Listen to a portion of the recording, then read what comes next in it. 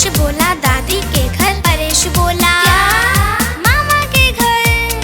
चुक चुक चुक चुक रेल चली, कहाँ चली भाई कहाँ चली। चुक चुक चुक चुक रेल चली, कहाँ चली भाई कहाँ चली। चुक चुक चुक चुक रेल चली, कहाँ चली भाई कहाँ चली।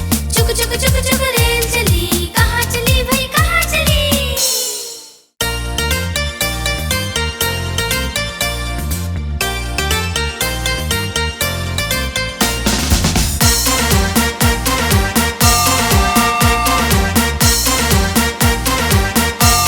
चुक चुक चुक चुक रेल चली, कहाँ चली भाई कहाँ चली।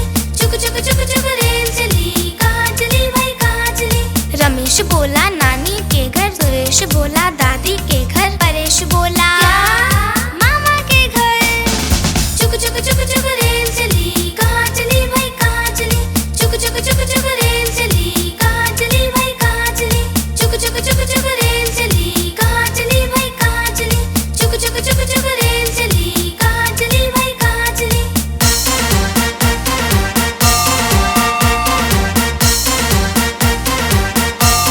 चुक चुक चुक चुक रेल चली, कहाँ चली भाई कहाँ चली। चुक चुक चुक चुक